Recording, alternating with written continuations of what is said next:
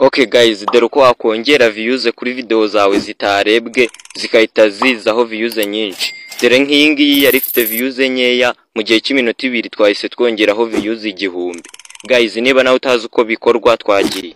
Wowe icyo ukora mbere na mbere uhita uza hano kuri TikTok yawe, uzukande hano kuri profile yawe. Hano hepfo nyine nawe urahabona. Uzumanuka ushake video ushaka kongerera views. Umanuka scrolling urebe video ishobora kuba ifite views nkeya bariyo ufata nyine, ako niyo yaba ifite nyinshi wazongera, ariko twege turashaka ifite nkeya. Wenda kaduhitemo wenda iyi ngiyi ifite 365. Urabibona ko ari zifite, tugiye kuzigira zibe nk'igihumbi 400 cya 1335. Muri make tugiye kongeraho views 1000. Guys, wicyo ukora kanda kuri utu tudomo dutatu uzuko ukopiye link y'ino video, ikiba gikurikiye usubira inyuma ukajya kuri Chrome. Uraza hano kuri Chrome yawe, ikeka nta muntu utayigira, uze hano kuri search, searchingemo zifoyi.com searching.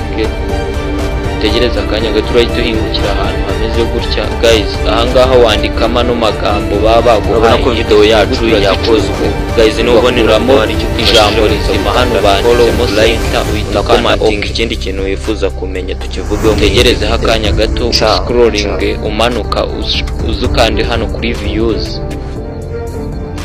Hano kuri views numara kuhagera, ahangaha niho tugiye gukopira ya link twakopiye kare.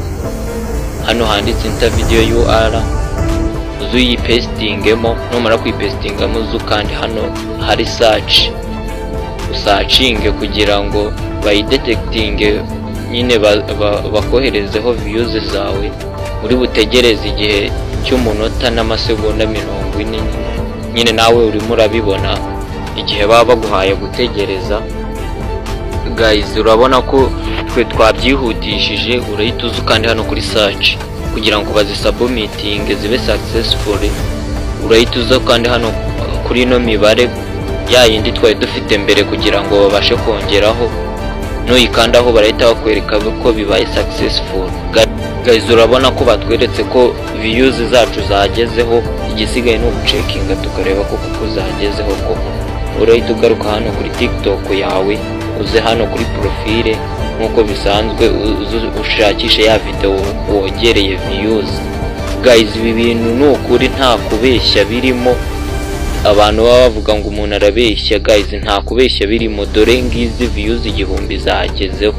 Urabona ko zimaze kuba 1449, kandi twe mwibuke ko twe dufite 360.